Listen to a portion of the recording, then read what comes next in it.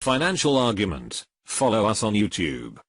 I'm here with a very special guest. It's one of the younger guys in the resource sector, but he's already built up a really, really big reputation. He's known for doing big things, has the top performing fund in the entire sector.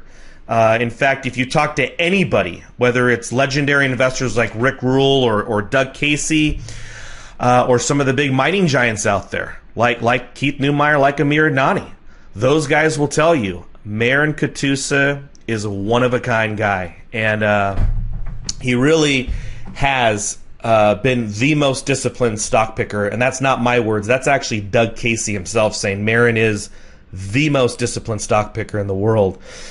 He runs KatusaResearch.com. It's an absolute must, guys. This is a no-brainer. You just go to the website, subscribe. It's free. KatusaResearch.com. You've got hedge funds from around the world, billionaires from around the world. They want to know what this guy's talking about, what he's researching.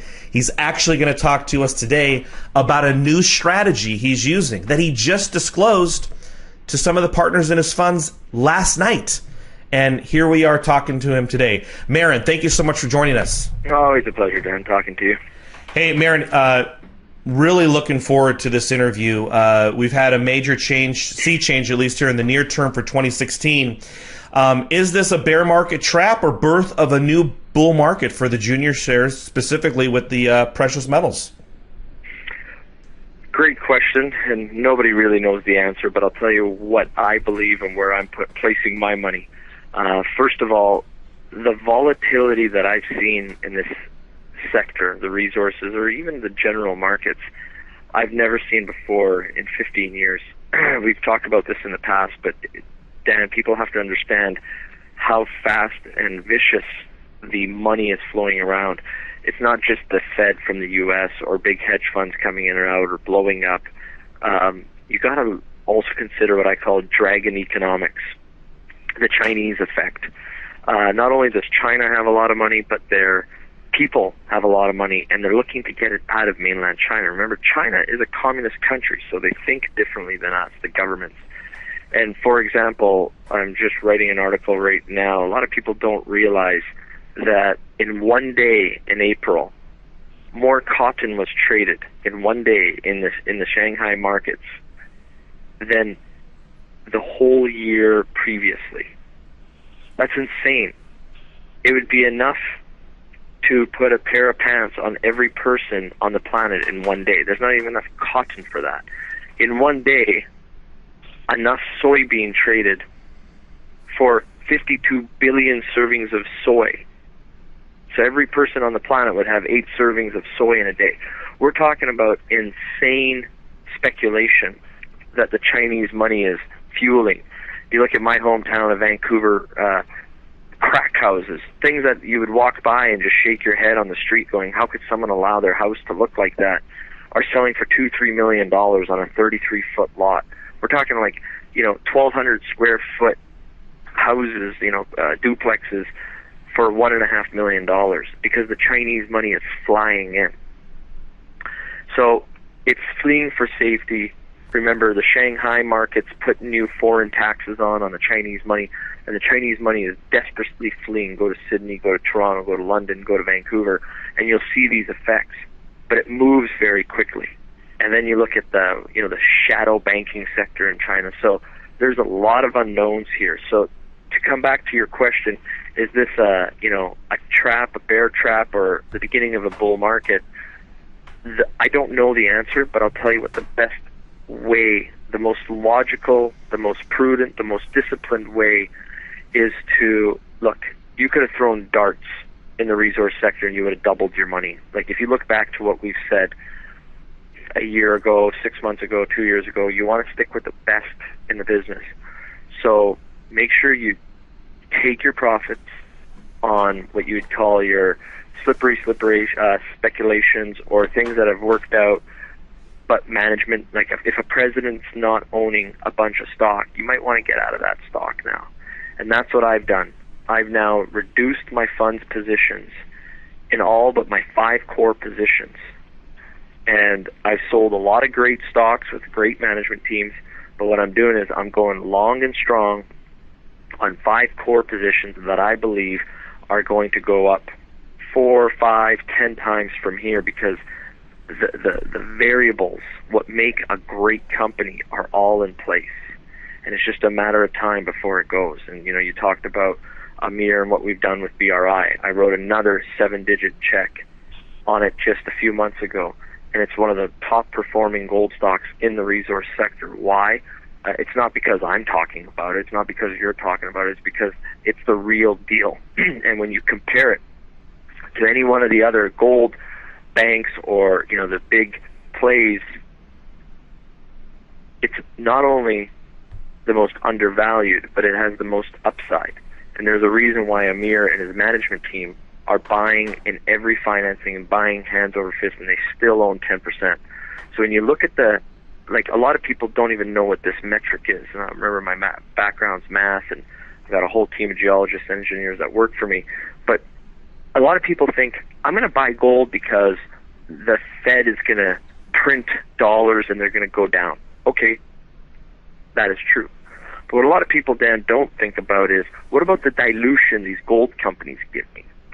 Everything fundamentally comes down to, you are a shareholder of this company. So what is your value per share? Now, if a company grows their gold resources by 4 or 5 times, but dilutes their shareholders by 6 times, you actually own less of the company than before. And if you look at the Warren Buffett and the most successful guys in the business, what you want is a business that grows in value for your share. So I invented a formula called the gold growth per share, GGPS. That's the type of stuff you want to look at. Is your company growing your value? Just like a company wants to grow their resource, you want to go from 1 million ounces to 2 million ounces. As a shareholder, why would you not want your share exposure to be growing? It's a very simple complex, but people don't think of it that way. So if you look at it, when you line BRI, Brazil Resources, Amir's company, that we're a major shareholder of, and I'm very proud to say that, and I've been for, 6 years now, it is the number 1 stock in the whole sector on a GGPS perspective, on a gold growth per share. No other company comes close to it. So here's my question. Why would I own something else that has half the GGPS? It's like an earnings per share. You want to have the best metrics possible. Then you look at the management team. It's one of many variables, but that's why I've bought even more BRI. And you'll see the biggest funds in the industry do the same thing. This is very early days. Yeah, no, I was actually shocked. I spoke to Doug Casey about 3 weeks ago, and Doug, who never discloses what he owns, what he's buying, he's always very general. And, if you want, you can get his newsletter and go that route. But, he's very, very general. And, man, he came right out of the gate. He's like, I am going big into BRI, which is Brazil Resources. On the TSX Ventures, BRI, and on the OTC is BRIZF. But he was very, very aggressive, and I've never heard Doug like that. And by the way, that was when the stock, I want to say, was about, my goodness, it was probably maybe 75 cents to $1. Today it trades for over $1.50 on the Canadian side. Marin, you said that you had a new strategy you were sharing with your fund managers. Is this the gold per share strategy, or is this something different? Well, the gold growth per share is just one of the many strategies that I've announced to my shareholders in the fund, which I am the largest shareholder myself. Doug Casey is the second largest shareholder. If you think about just Doug and I, we own a little over 40% of our own fund. We're the largest fund in the resource sector here in the west coast of Canada, in the hub. Vancouver's kind of where all the action is, So there's not a deal that I don't see, Dan. And what I'm telling everybody to do is look at, you don't need to own 20 stocks. What you want to own is the best torqued companies, the companies with the best management teams, with the best upside, that are currently being undervalued, because in this hot market, people are funding everything and anything again. The cockroaches are back out. Guys that I haven't seen in 5 years are now calling me up going, hey, man, do you remember me? And I'm like, unfortunately, I do remember you, and that's why I won't do business with you. So that's what I'm trying to get at here, is every piece of crap is getting financed again, and people are feeding the zombies. So what I am trying to explain to people is narrow down your portfolio. Everyone talks about you need a basket, you need to be diversified. I actually don't believe you need to be. What I'm saying is if you do your homework, you bet on the absolute best. And that's what Warren Buffett says. It's exactly the same strategy. Bet on the best. I don't need 8 quarterbacks to win the Super Bowl. I just need the best quarterback, the best linebackers, the best running back, and the best wide receiver. And that's what I'm doing for my portfolio. Marin, oftentimes when sectors have big runs like this, people start to look at the portions of the sector that might not have had a big run in this huge, basically gain we've seen in 2016. Uranium comes to mind. It was the first to enter the bear market, and it's still struggling. What are your current thoughts on this sector? I know in the past you've talked about Amir's other company, Uranium Energy Corp. I was looking at the company the other day, and I mean their Hobson facility, which I want to say is one of the only 4 processing facilities for uranium for publicly traded companies that people have availability to. And I mean the thing's got to be worth at least $75 to $100 million, and currently UEC's market cap is less than $100 million. I mean, is Uranium Energy Corp and the uranium sector, is it time for this sector yet to rise as well? I think with enough time, but you see, uranium's a victim of what I call the emerging markets and the FX, the foreign currency. So if you look at Kazakhstan, which is the world's largest producer of uranium, their currency has been devalued by so much that even though the price of uranium has essentially stayed the same here, their costs have been decreased significantly because they sell in US dollars, right? So it's an FX advantage that they have. So they've been puking out uranium at a higher margin because of their currency advantage. Secondly, the Fukushima reactors are coming on slower than people expected, so there's that overhang of the U308 that has to work through its market. Then you got the Chinese that are looking and going now and buying directly from the mines in Africa. The Russians are doing strategic investments. Then what are the Americans doing? Rather than positioning themselves for the future, Obama's strategy was to sell double the amount of uranium of the DOE, the Department of Energy's stockpiles, into the markets to fund historic cleanups that have nothing to do with the current producers. So you've had all of the stars line up for what will make a bull market. So what have I done? Again, I have bought another 1 million shares of UEC alongside Morgan Stanley. Rick Rule's fund bought the same amount. We've all kind of, and we wanted more, but Amir didn't want to dilute his company, and we all participated in the financing. So what I'm trying to get at now here is, okay, what is going on in the North American markets? Well, the producers, there's only a handful of producers, they're trying to satisfy these bankers and these analysts and tell their shareholders, look, we did what we said we would do. We would go and produce. But Dan, what is the point of depleting your reserves when there's no true cash flow per share to the shareholders? So what you're actually doing is diluting the shareholder, because that value as a shareholder is worth less tomorrow than it is today. And that's another metric that I try to explain to my fund shareholders is you have to think of yourself as an owner of this company. And every move that the management are doing, is my company going to be worth more tomorrow or less? And unfortunately for most of the market, what their strategy is, they're depleting their reserves, and their companies are going to be worth less and less every day moving forward. And that's why I'm so bullish on UEC, because what they're doing is doing the opposite. They're the contrarian in the market, saying this makes no sense, we're not going to do that. And hence why the fund managers and some of the biggest funds in the world are looking at it going, hey, we want to be part of this. And when you say, what will this end up? There's 3 cycles in the market. You got the boom, the bust, and the echo. And Amir will come and consolidate this whole U.S. sector in 3 to 5 years, and you'll see how this will all change back. So just like the gold market is taken off here and everyone's feeling great and every idiot is a genius now, well, I think you'll see that in the uranium markets.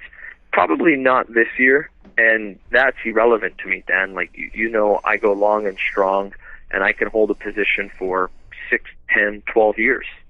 Some of my positions, look at BRI. We've been a shareholder for over 6 years, and I'm totally happy of adding more to the position because I don't need many stocks. I just need the best stocks. Miran, inflation is the first thing that comes to mind when discussing negative interest rates. And I know you've been like the contrarian's contrarian. And I'm wondering if negative interest rates are actually more deflationary. I have to imagine that not having a yield gives savers and investors less money to spend into the economy, less money to reinvest in the markets. What are your thoughts on negative interest rates? Is this inflationary or this is deflationary? I know it sounds like a basic question, but everybody seems to be on one side of this, so I'm really curious what your thoughts are. Well, whether it's luck or good analysis, I've been pretty spot on where this has all gone the last few years. This is where I think it's going to go. You nailed it within your own statement. Negative interest rates are going to dry up capital, hence, by definition, will be deflationary in most markets. However, within that general macro call, you will have pockets of insane inflation or bubbles. For example, where I see gold going. Gold is it's a preservation hedge. So if you're a family office, okay, and a lot of people don't understand this. Do you know that there's over 3,500 family offices in the U.S. that used to invest in hedge funds with a minimum assets under management of over $50 million? That's kind of the definition of a family office. You got to have $50 million. So Dan, your family will be there in a couple of years, but that's the definition of a family office. There's 3,500 family offices with at least $50 million or more that used to invest in hedge fund managers. But what happened with the hedge fund industry? Every slick, smart cat started to become a hedge fund manager, and they did not own their own shares. Less than 25% of the hedge fund managers actually own shares in their hedge fund. So what these family offices have figured out is, wait a second, these hedge fund managers actually aren't beating the market. They're diluting the family offices, and these hedge fund managers had to take massive punts, big risks. Why? Well, they're not shareholders, so for them to make real money, you either get a huge fund with billions and billions in assets under management, hell no. So now, why would you invest in a hedge fund with your main quarterback has no skin in the game, and he's going to take massive risks so he can make 20% on your money? Now, what happens now is the hedge funds are sitting there going, okay, we see that model doesn't work anymore. So they're trying to create their own strategies. And where do you put your money in a negative interest rate market? So what happens is people will start parking their money in gold to protect themselves from the negative interest rates. But people are also going into real estate because they're looking for that yield. So cap rates are going to be going down significantly, so that increases your risk. Remember, Dan, risk is directly associated to the price you pay for the asset, okay? Mm-hmm. So now you're going to see bubbles within the sector. We're not yet at the bubble for gold because we're in the early innings here, but it will come. It will happen. And these stocks that you're looking at that are, gone from 75 cents to $1.50, they're going to go to $15 because these family offices are going to look at these metrics, they're going to figure it out, and they want to be positioned in this. And then you got the Asian money, you've got, the European money. There's a lot of money on the sidelines scratching their head trying to figure out what do we do. And more importantly, if you look at the demographics globally, the baby boomers have money. And they're looking at preserving their money. They're going to retire, they want to leave a little bit for their kids, and they want to enjoy their life. And everyone's going to live longer because of medical advancements. So what are they going to do? They're going to want to put their money in places that it will be safe. And gold is definitely one of those areas.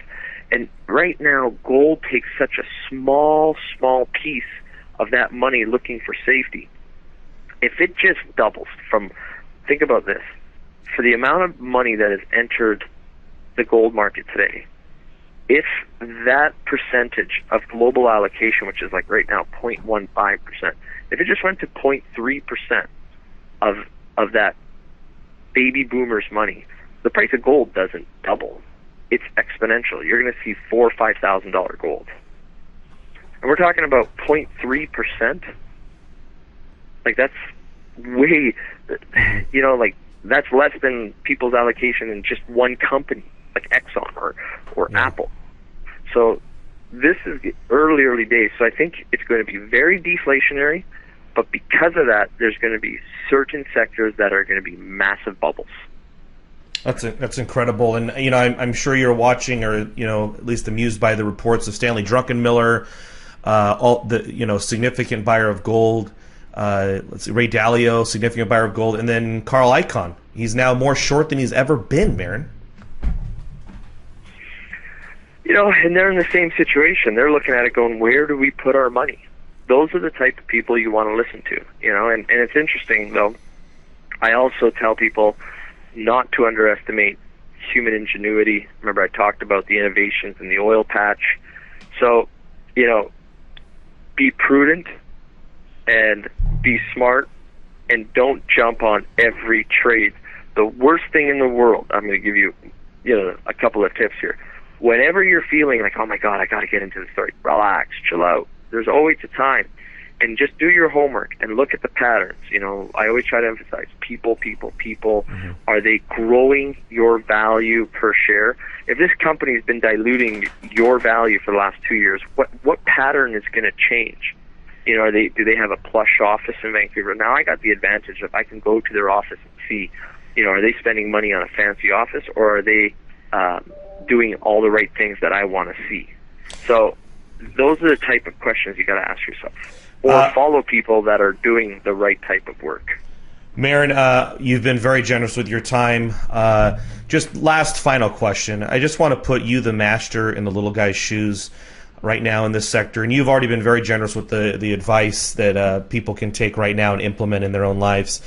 You're such a clever guy. And, everybody I talk to, you've always got the edge. So let me put you kind of in a restrained situation and really see if we can get the edge for the little guy. So if you had, let's say, only $50,000 to invest in the junior resource sector, how would you position yourself to give yourself an edge? Well, I would do exactly what I'm doing right now. Remember, Dan, I started with nothing. My father was not, from a royalty.